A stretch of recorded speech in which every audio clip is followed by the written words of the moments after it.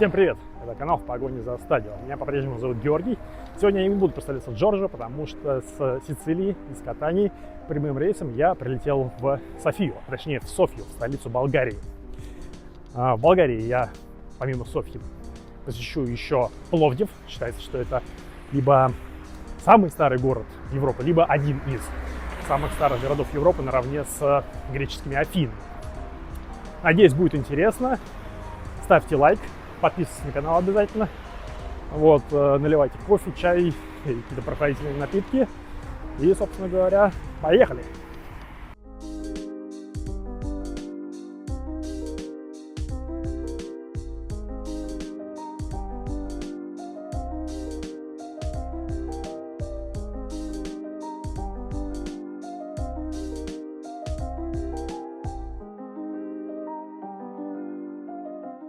Поезд, как вы видите, откровенно говоря, старый. Вот. В нем душно, я вам показал, нет кондиционера. Вот из окна что-то там поддувает. Едет он 3 часа из Софии в Пловдив. Ну, зато недорого, 7 евро.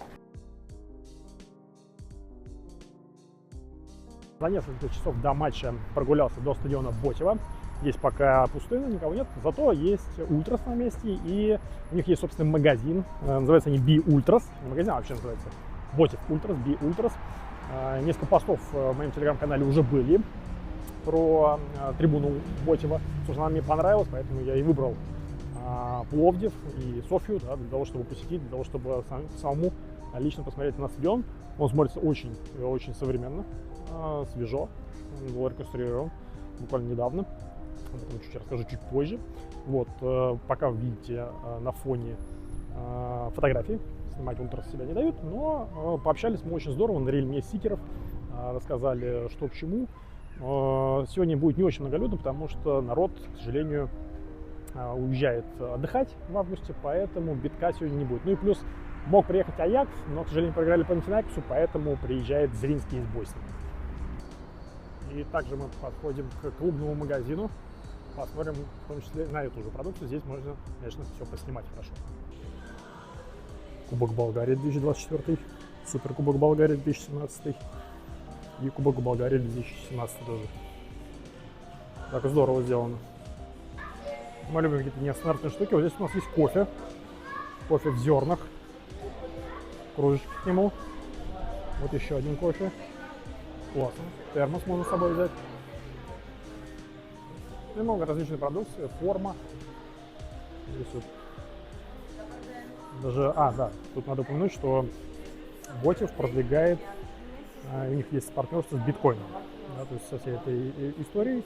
Один из спонсоров, собственно говоря, компании, которая работает в криптовалюте, поэтому это все есть.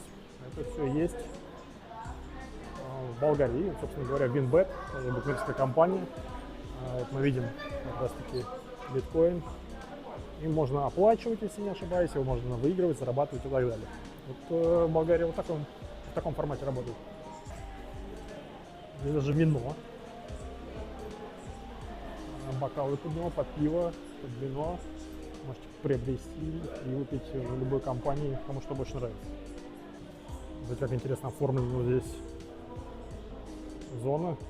Она правда закрыта, но она оформлена, собственно, как трибуна. То есть вот так вот сегодня, ну, наверное, плюс-минус, я буду смотреть, ну, не на экран, конечно же, а на футбольное поле. Очень классно. Вообще стадион прикольный со стороны. Конструкция вот эта металлическая, которая как бы, точнее не как бы, а держит козырек, вот она классная. Она классно сделана. Естественно, все в желтом цвете, канарейки, черно-желтые. И вот эта вот геометрия мне очень нравится, честно скажу. Надо посмотреть фотки с вертолета, образно говоря, с дрона. Я думаю, что красиво это смотрится сверху. При подходе к стадиону заметил вот такой вот интересный магазин или что это, не знаю. Очень-очень напоминает, конечно, эмблему Наполи. Вот это главная трибуна центральная. Выглядит здорово, на самом деле, мне очень нравится. Хорошее оформление. Логотип на месте. Ну, к логотипу, конечно, есть вопросы. Ну, узнаваемый, давайте так скажем. Не без приколов, мне запретили проносить селфи-палку. Вот, ничем не объяснили, ну, как обычно в футболе бывает, абсолютно нормальная история. Вот, я спросил про камеры хранения, мне ответили, оставляй где хочешь. Ну, то есть камеры хранения, я так понял, то ли их нет, то ли они объяснить мне не смогли. Вот, благо я живу недалеко от стадиона, где-то 10 минут пешком, поэтому мне проще вернуться, положить ее, спокойно дойти обратно, потому что у меня еще есть больше 50 минут до матча. Это прикольный мост, по которому люди заходят на трибуну. Смотрится здорово.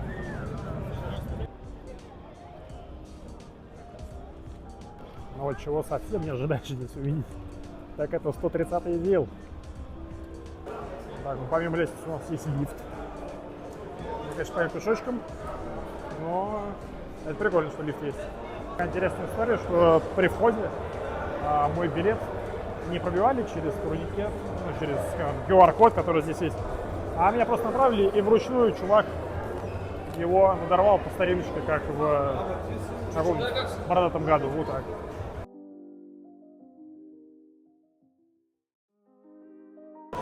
Еще такая интересная штука, вот у меня сектор А4, вот он, а вот VIP вот так вот огородили.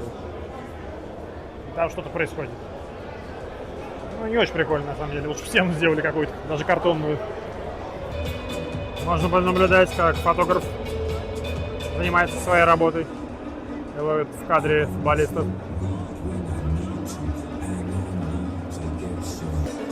Ну, вообще очень здорово, на самом деле.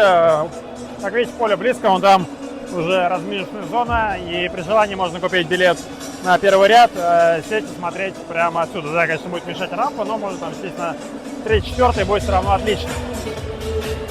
Стадион вмещает 18777.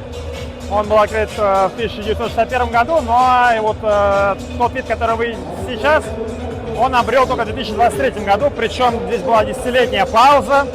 То есть его в 2013-2012 году закрыли на реконструкцию полную, полностью переделали. Вот. И в течение 10 лет это занимались, потому что по вот этим моментам, по-моему, в 2014 году уже бывший президент Ботева, который был также учредителем банка, который спонсировал всю эту историю, был главным спонсором Ботева, попал под какой-то суд там, и так далее и тому подобное. Короче говоря, все это продлилось 10 лет. Но, наверное, и, кстати, ультрас поучаствовали в том, чтобы завершилось.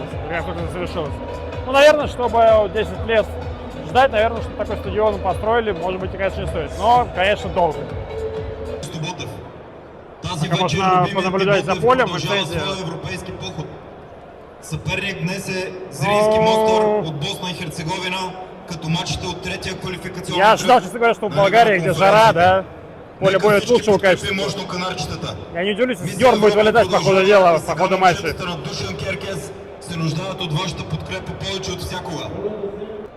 На фанской трибуне Ботева микрофон и 3, раз, два, За тях стартират 3 на вратата колонки. 35. Ну, учитывая, что стадион небольшой, довольно удобно. Номер 4, 13, Иван Посов. Такой вот посыл 17, в углу Матия фанской трибуны. Добро пожаловать в бар. Номер 9, Мартин Секолич. Номер 10, Ивелин Попов, капитан на отбора. Ну, конечно, размер табло Номер 9, поражает табло, я по-другому не могу сказать. Стадион хороший, большой, ну, относительно большой, 18, почти 20 тысяч. А вот табло, ну, посмотрите, какого размера. Как вот телевизор смотрим издалека. Хореография от Ботева в 3D формате. После трибуны не заполнены, но все равно красиво подготовились, красавцы вообще парни. Зринский играет человек под фамилией Чорлука. Всем паровозам привет. У Выездюков там тоже все нормально, пусть их немного, но они собрались. Все кучно. И заряжают основу клуба.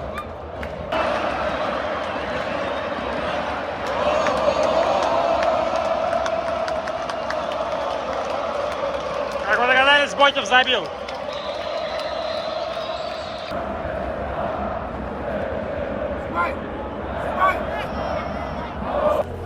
Я есть не хочу, поскольку подкрепился до матча. Но здесь есть чипсы, очень охотно их берут хот-доги. Как раз сейчас делают хот-дог. Пиво, опять же, чипсы, кола и так далее.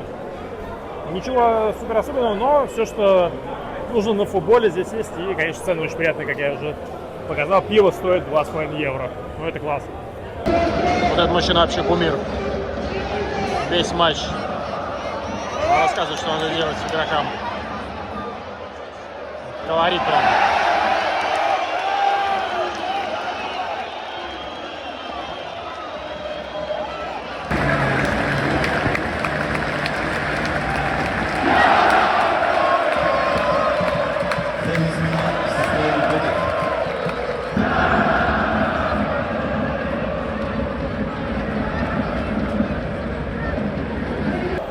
Ну и еще очень круто, что на стадионе Ботева скамейки обеих команд расположены очень близко к трибуне.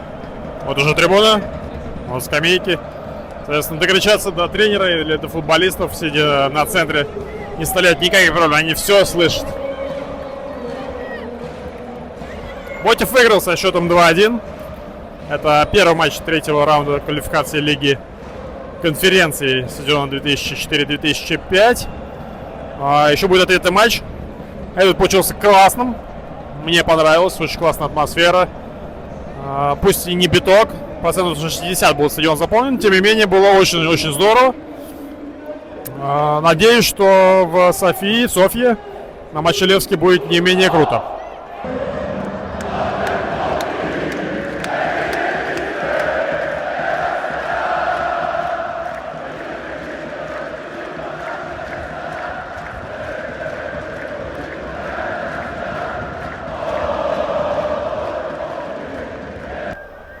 Есть один прикол на стадионе Ботева. Это ступеньки. Вот посмотрите, насколько они кривые. Так бывает, к сожалению. Уже заиграла болгарская музыка. Подсказывает, что пора заканчивать с Ботевым и двигаться дальше. Мне очень понравилось, правда, недорого. Прикольный, классная атмосфера, классный стадион. Он современный, новый. Здесь все продумано, все окей, все нормально. Классная трибуна фанатская, классный ультрас. Заряжали весь матч. Вопросов к ним нет. Крутые. Понятно, что можно приехать на дерби, там будет еще жарче. Прикольно, что поле близко. Хорошо команда играла в футбол. Реально хорошо играла команда в футбол. Было интересно. Было удобно. Но реально советую посетить. Если когда-нибудь поедете в Болгарию, то от Софьи до Пловдива не так далеко, можно доехать и посетить еще один классный стадион, еще один классный футбол. А мы двигаемся дальше. Погнали!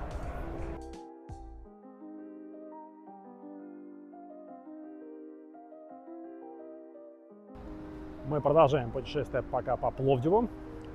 И, конечно, в Пловдиве есть вторая команда, которая называется «Локомотив». Поскольку я тоже локомотивист, я тоже паровоз, только московский, естественно, я не мог не дойти до стадиона «Локомотива Пловдив», который находится всего в 1 километре от стадиона Ботева. То есть можно пешком дойти буквально за 15 минут быстрым шагом, может быть даже быстрее. Вот, здесь люди на картинге катаются рядом с стадионом, ну а за спиной вы уже видите вывеску. Сейчас покажу прикольные знаки, которые я сразу заметил при подходе к стадиону. Я, честно, не знаю легенд Локомотива Пловдивского, но вот то, что сделано прям перед стадионом, вот эти знаки, это, конечно, классно. То есть их тут много, их тут я уже штук 5-6 видел. И, собственно, ворот. Забавно еще, что вот этот Винбет, это букмекер, он и у Ботева, и у Пловдива титульный спонсор. Один на 2 главных клуба. Приходим на арену, стоит памятник Аяну Садакову. Это легенда Пловдивского Локомотива. Провел за клуб 350 матчей, забил 140 голов. И вот уже, собственно, стадион. Погода так себе, к сожалению. Но детишки играют, точнее, разминаются с мячами. А небо заволокло. Но, ладно, ничего страшного, под летним дождем гулять всегда приятно. В Пловдиве плюс 30. Так что можно чуть-чуть и помокнуть. Тем более интересно. Вот такая вот тренировочка под дождем, ребят. Я, конечно, чуть не тренировка, они просто бегут побыстрее. Кто куда, прячется от дождя и так далее. Вот видите, еще старую трибуну, стадион Локомотив. Видите, в каком она состоянии, да, вот тут кирпич просевший явно. Вот она, вот козыречек старый. И вот уже 3 другие трибуны. Одна, я так понимаю, полностью готова, гостевой сектор на ней, 1926 год основания. Вот эта трибуна не полностью готова явно. Кран мы видим, плюс где-то оборудованы кресла, где-то ряды бетоном залиты. И, видимо, для стульев уже готовы какие-то специальные отверстия и так далее. Здесь вообще ничего не готово еще. И козырек тоже доделывается явно. И домашняя трибуна полностью тоже готова. Тут тоже есть какие-то трудности, как и у Ботева. Были трудности с реконструкцией, ну, с перестройкой. Да? Здесь тоже есть какие-то финансовые трудности. Но потихоньку происходит этот ремонт. Вот так вот. Ну и давайте опять отметим состояние газона. Ну, тут да, не надо быть агрономом, чтобы понять, что с газоном все плохо. Как вчера на матче Ботева со Зрински дерный вылетал. Здесь явно тоже будет во время матча все печально. Честно говоря, большое удивление. Дождь льет, то есть вода есть, жара есть. Почему так, вообще непонятно. А еще мне нравится, что вообще всем пофигу. Потому что я здесь хожу, снимаю, я никто даже вопросов не задал. Типа, ну хоть чувак снимает, и как бы ладно. Вот я сейчас на трибуне хожу. Сейчас, не знаю, спущусь к полю, попробую посмотреть, что там, как там. Ну вот такая вот система безопасности. Ну, я понимаю, что здесь занимаются ребята футболом, здесь занимаются ребята какими-то единоборствами, бокс, скорее всего, или что-то в этом роде. Но вот все вот как-то вот так спокойно, открыто, и ходи не хочу, снимай, что хочешь, делай. Вообще без проблем. Честно говоря, я даже такого не встречал. Нет, один раз встречал в Сиракузах. В Сиракузах это было год назад, кстати. Когда вот так же я мог спокойно подойти к полю, посмотреть все, и даже никто вопрос не задал, что я здесь вообще делаю. Просто вот снимаю контент, как бы меня никто не трогает. Я, честно, удивлен, но здорово очень. Газончик. Ну, трава как трава, честно говоря, обычная. Вот, но вот состояние у него так себе. Я так понимаю, это одно из тренировочных полей с граффити Ультрас. Красиво. Ну а здесь работа ведется прям полным ходом. Единственное, что никого нет. Я, честно говоря, не знаю состояние всего этого дела. Но вот то, что я просто строитель, и вот то, что здесь вот стрела не повернута на 90 градусов для того, чтобы это было безопасно, это факт. Ну, вот как-то вот так, к сожалению. Но вот опять же, к сожалению, ничего не закрыто. Ходи не хочу. Вот строительные материалы лежат. Вот так. Тоже тренировочное поле и еще одно красивое граффити.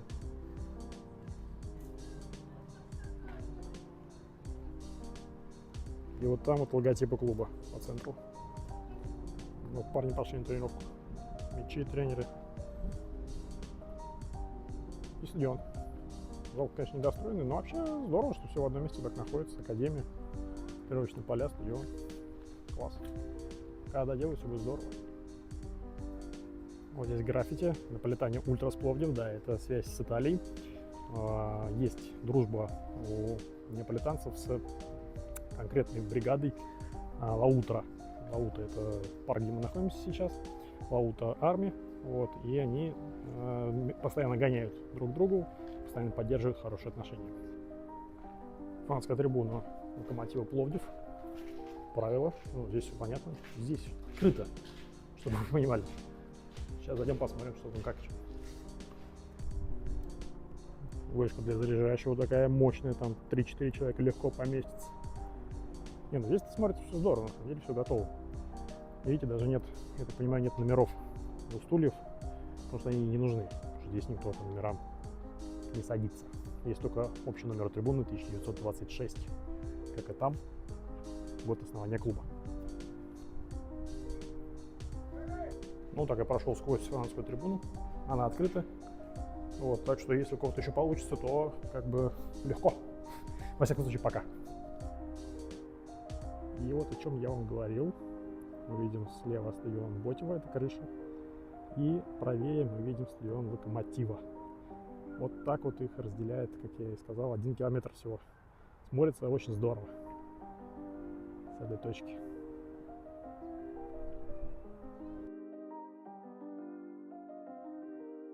Обратно я ехал из Пловдива в Софью на автобусе. И я могу сказать, что если вы хотите посетить и тот, и другой город, города, то воспользуйтесь лучше автобусом, потому что вместо 3 часов на поезде мы ехали 2 часа. И вместо душного поезда без кондиционера мы ехали в прохладном автобусе. Так что тут выбор прям супер очевиден. По стоимости там разницы, по-моему, тоже еще никакой нет особо. Идем сегодня на матч Левски София Крумовград. Иду я пешочком от своих апартаментов, где-то полчаса. Я всегда люблю ходить максимально пешком, если есть такая возможность, просто чтобы посмотреть, как люди живут. Тем более это такой спальный район, как я понимаю. Вот, и хотел просто поделиться своими ощущениями, что вот мне сейчас 32 года, я рос в Москве, и у меня ощущение, вот эти 3 дня, вот сколько я уже в Болгарии нахожусь, в Пловдиве, в Софии, что меня взрослого переместили в мое детство, когда мне было 12-13 лет. Довольно забавное ощущение, на самом деле. Я имею в виду, потому что все похоже, как было в детстве в Москве. Вот, может быть, машины поновее там и так далее и тому подобное, но в целом реально очень похожая обстановка, особенно в спальных районах. Ну, центр, он и есть центр, как бы, там свои культурные особенности. Я говорю больше про нетуристическую часть. Заходим на территорию Ваком-арены, названной в честь Георгия Спарухова. Это легендарный игрок клуба Левски София. И здесь у нас есть также гости из Германии. Нюрнберг. Так, при подходе к стадиону Ваком-арена в первую очередь, конечно, бросается в глаза световая мачта, которая находится за территорией даже стадиона, не то, что там за чашей. За территорией стадиона, вот видите, раз, видите, 2. Сейчас зайдем в фан-шоп Левски. Находится он на стадионе, как и у Ботева.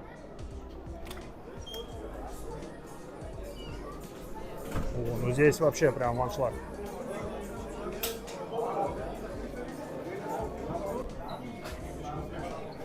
Ну, нетрудно догадаться, сколько лет клубу Левски София в 2024 году.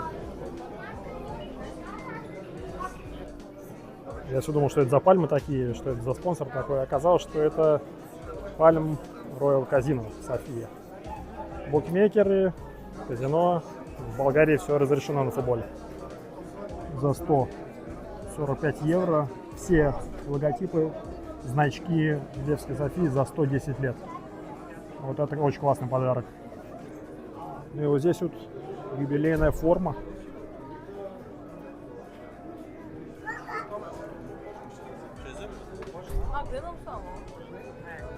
Здорово, когда клубы так делают. Это прекрасно. Ну, вообще фан-шоп крутой. Вот это вот детская коллекция. Лицов всего. Такой лев прекрасный. Здесь еще. Все подписано. Когда клуб основан, запоминаешь прям с детства. Классно, очень классно. Вот эти. От отца к сыну уже супер малых лет. Здесь уже пошла мужская коллекция, более суровая, скажем так. Есть даже бренд спортивной одежды «Маньяк» он называется. Или «Маньяк», я уж не знаю. И вот такой костюм даже есть, и такой лайфстайл современный. Вот здесь есть клубный музей, но для того, чтобы в него пройти, нужно купить билет в фан-шопе. Ну, вы видели, что творится в фан-шопе, это не очень удобно, мягко говоря, поэтому обойдемся без клубного музея, к сожалению. Такая обстановка перед матчем, многолюдная. Я читал в соцсетях клуба, что всякое много разных активностей. Вот здесь можно попытаться пробить как легенды клуба. И там, если я правильно понимаю, всякие аквагримы, мороженое, еще что-то. И ну, гость программы — это автограф-сессия с действующими футболистами, там проходит как раз. Кстати, стадион, и вот здесь же парк огорожен, там есть церквушечка. И вот здесь отдыхают собачки, гуляют в отдельном вольере огороженном. Здесь народ отдыхает перед матчем. Это здорово, это очень классно. Давно я не видел колючей проволоки на стадионах. Прям галерея, пока поднимаешься, из разных фото, история. И в том числе, как стадион строили. Вот такая арена вообще типичная, олимпийская. Но, благо, с этой стороны трибуны поля гораздо ближе, чем там. Там еще есть какие-то пропуски, скажем так, расстояние до трибуны. Испанская трибуна Левски без стульев. Оно и правильно, нафиг они там нужны. Он был построен в 1963 году, открыт в марте, по-моему. Вот две реконструкции здесь было, последний в 2019. Ну, выглядит нормально. Ну, просто нормально, давайте так будем откровенно говорить. Вот такая красивая штука. Буква L литера, табло большое, понятное, что написано, не как в Пловдиве на Ботеве. И, опять же, логотип клуба. На испанской трибуне Левски баннер «Сираков вон». Сираков — это председатель совета директоров клуба. Ну, видимо, чем-то недовольны, классическая история.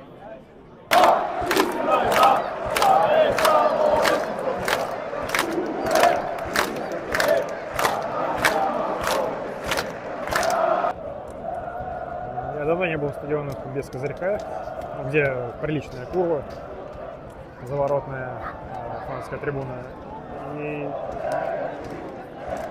она классная, классно поют, да, там, понятно, может, кто-то уехал, еще что-то, но из-за того, что козырька нет, очень сильно теряется атмосфера стадиона.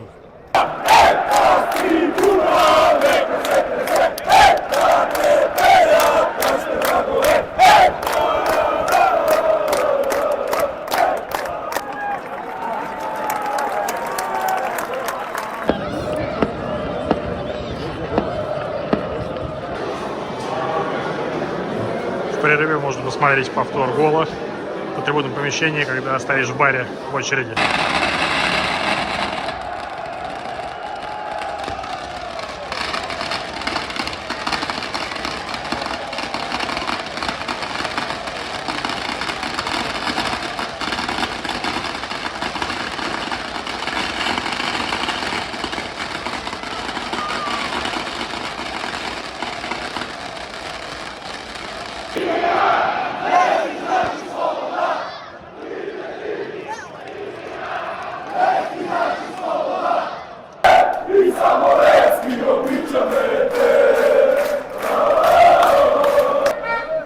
Слушайте, да, стадион не очень, откровенно говоря, нет козырька, но он старый, его ушедший бы снести нахрен, построить бы новый, но атмосфера, вы слышите, что происходит после матча, атмосфера огонь. Пира было просто, ну, в лучших традициях поляков, наверное, я не знаю, такое прям мощное пиро во втором тайме. 3 гола Левски забил, отлично, ну просто отличная атмосфера, и тут добавить нечего. Посмотрим, что будет еще. Я не думаю, что уже удастся куда-то попасть на какой-либо футбол, просто потому что 2 встречи перенесли за Еврокубки. Но в любом случае поищу какие-то фан-шопы, поищу какие-то стадионы. Тоже стадион Василий Левский находится в центре города. Поэтому движемся дальше. Этот матч явно можно занести плюс, пусть и были минусы, но атмосфера в итоге с фанатской трибуны все перекрыла. Новый день в Болгарии, и за моей спиной новый стадион. Национальный стадион Василия Левский, вмещает порядка 46 тысяч зрителей. Это самый большой стадион в Болгарии, здесь играет национальная сборная. И здесь с этого сезона играет соперники ЦСКА. Играет домашний матч здесь, потому что их стадион болгарской армии, закрыт на реконструкцию. Очень красивый рендер, мне очень понравился. Думаю, что когда закончат, будет в Болгарии еще плюс одна современная красивая арена. А сейчас отправляемся гулять вокруг стадиона Василия Левский. 750 метров до стадиона болгарской армии. Посмотрим, что там сейчас происходит. Возможно, уже какие-то строительные работы в продвинутой стадии. Посмотрим все это вместе. Так что не переключайтесь с этого видео. Продолжаем нашу поездку по Болгарии.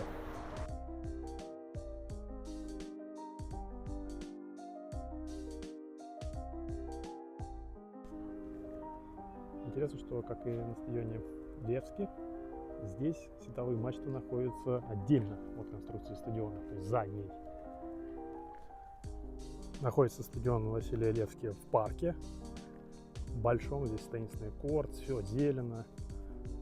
Это опять же очень здорово, как и стадион Левски, что можно прогуляться до матча в большом зеленом парке, купить кофе или что-нибудь другое. Стадион открыли в июле 1953 года. 4 раза за свою историю он был реконструирован.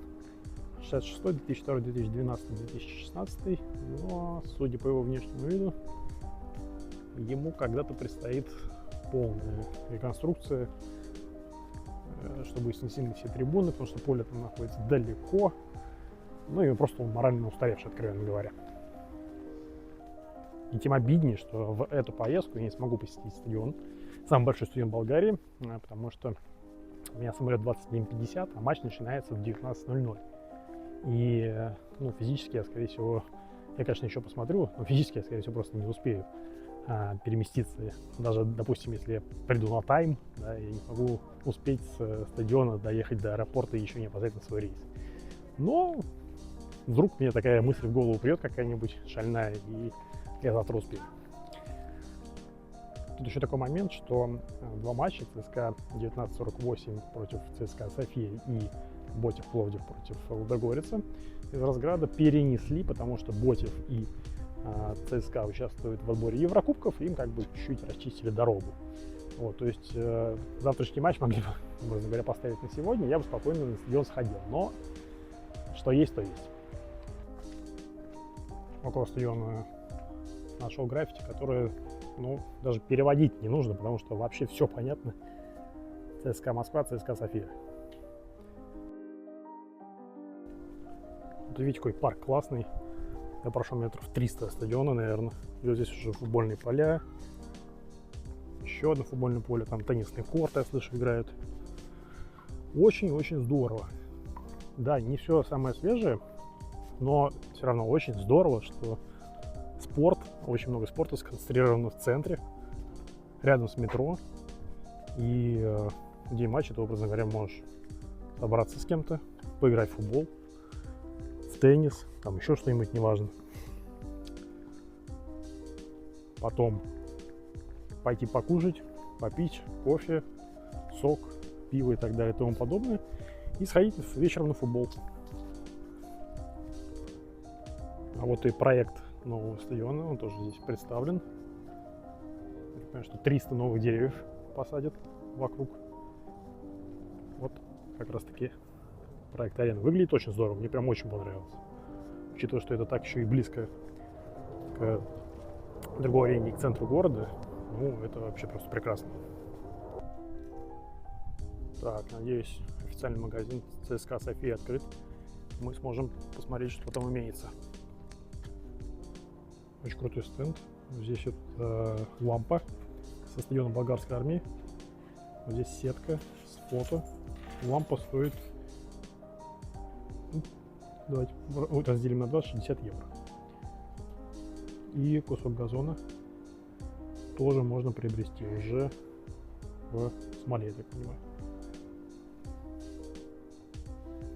Небольшой, но очень интересный, много всего.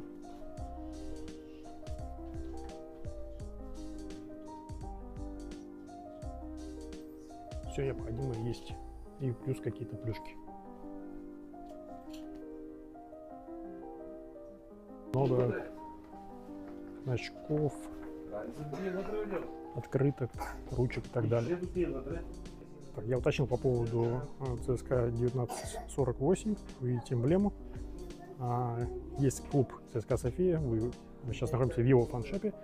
И в 2016 году, когда было банкротство, организовали 7-8 человек еще один клуб ЦСКА 1948.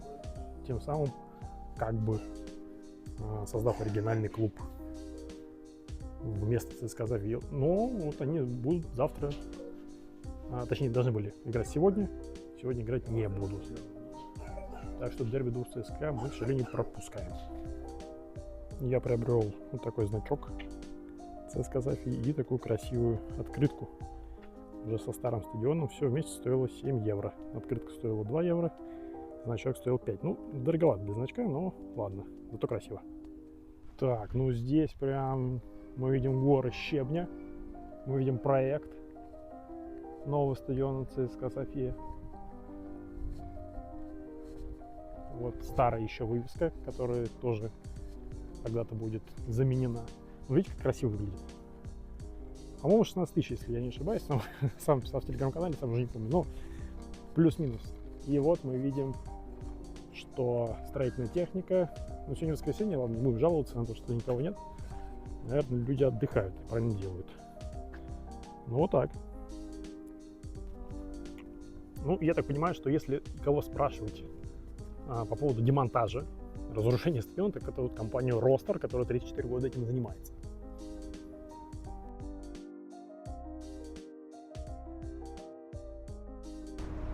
Мы все еще в Софии. Последний стадион, который мы увидим в этой поездке, это стадион Локомотив.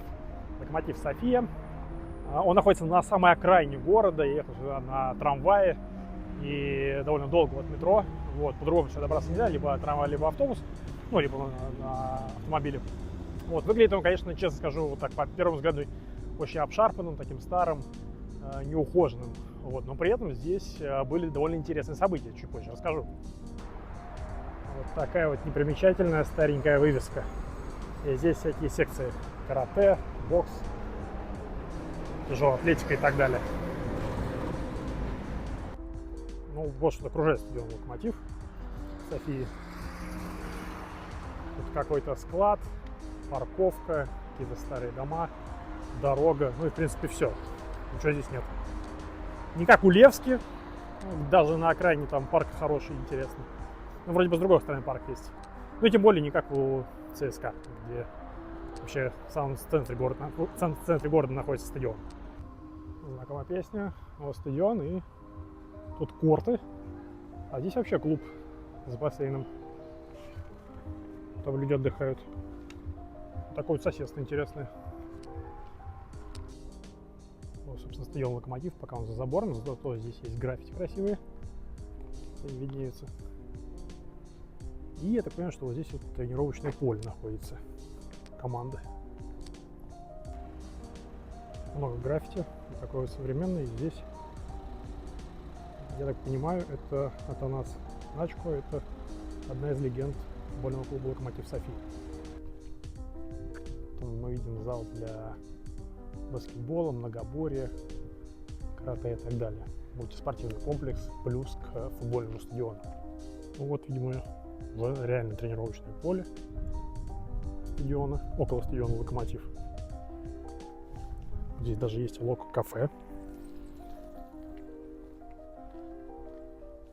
В отличие от стадиона Локомотив Пловдив, где все было открыто, где я ходил, сколько хотел, снимал, и там мне лишь одно замечание за все это время сделали. Здесь все закрыто, здесь все в заборах. Вот, здесь проникнуть на территорию, там, к полю прикоснуться не представляется возможным. Ну, хотя бы посмотрели вокруг. Арена большая, вот, но видно, что она, конечно, устаревшая.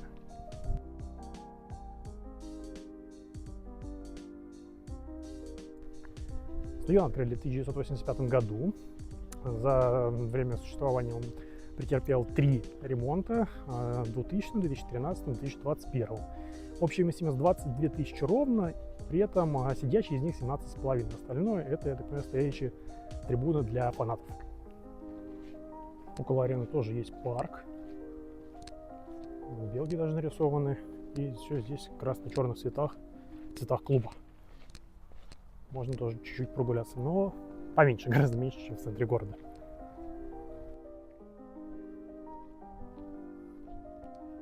Несмотря на то, что арена находится далеко от центра города, в своей истории она 10 раз принимала довольно знаменитых артистов, исполнителей. Здесь были дважды Depeche Mode, здесь был Aerosmith, здесь был Эрос Рамазотти. И это не когда-то там 20 лет назад, а, например, в 2023 году в мае здесь выступала Леди Гага. Вот так вот.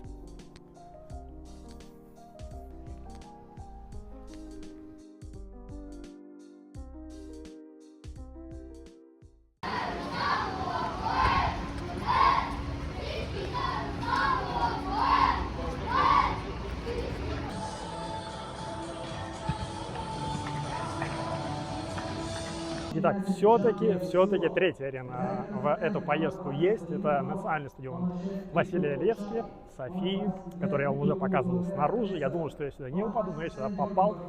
Не знаю, хорошо ли это или нет, потому что здесь, как видите, пустота. Команды Септември и Локомотив София, стадион, который я тоже уже показал, будут играть, ну, видимо, я не знаю, видимо, при таких пустых трибунах. Народу здесь вообще очень мало, это дети и так далее. Наверное, стоит сюда вернуться, когда будет играть ЦСКА София, да, или национальная сборная Болгарии, тогда будет явно интереснее. Я переживал, что мой рюкзак не пропустит, потому что мне, соответственно, некуда сейчас его сдавать по времени. Но нет, вообще всем пофигу, я спокойно зашел, билет посмотрели, и меня даже не досматривали. Стадион откровенно старый, стулья старые, вот этот козыречек. Дорожки беговые, ненавидимые всеми нами, любителями футбола, потому что из-за этого футбол где-то далеко, особенно если посетил там болельщики Локомотива Софии. Вот как-то вот так. Зато лев прикольно нарисован, как будто знак Peugeot, да?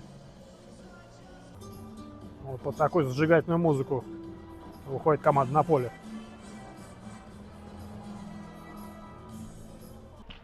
Ну, такое вот настроение я ловил, наверное, на 4-5 лигах Италии за последнее время. Ну, прям печаль-беда, как говоря.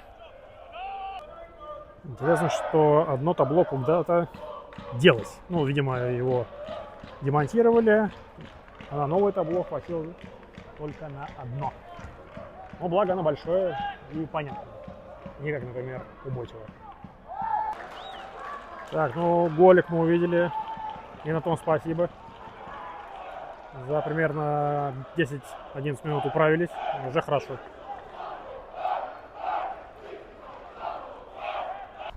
Вот так порой спонтанности решает. Я попал на матч на стадион, национальный стадион Василия Левски. И вот на этом мой трип в Болгарии завершается. Я еду в аэропорт сейчас на метро. Кстати, в Софии очень удобно, что можно доехать из аэропорта и в аэропорт в дневное время, до 11 вечера. Можно доехать на метро и на автобусе тоже. Никаких дополнительных платежей, 80 центов. Трип получился крутым. Мне очень понравилось Софии. Да и в Пловдиве тоже. София, конечно, город большой. Здесь более 1,5 миллиона населения. Есть чем заняться. Много стадионов. Все, что я вам смог показать, я показал. Вот, так что если у вас есть какие-то сомнения, не стоит абсолютно точно. Можно ехать, интересно, недорого. Что самое главное в таких историях, да, когда ты едешь там на 3-4 дня, может быть даже больше, и хочешь посетить как можно больше матчей. Вот, так что приезжайте в Болгарию, почему нет? Это прикольное направление, особенно для тех, кто любит что-то для себя новое открыть и так далее и тому подобное. Ну и что я могу добавить? Выходные, да и вообще на самом деле даже не выходные, а любой день, это не время для того, чтобы сидеть дома. Чао!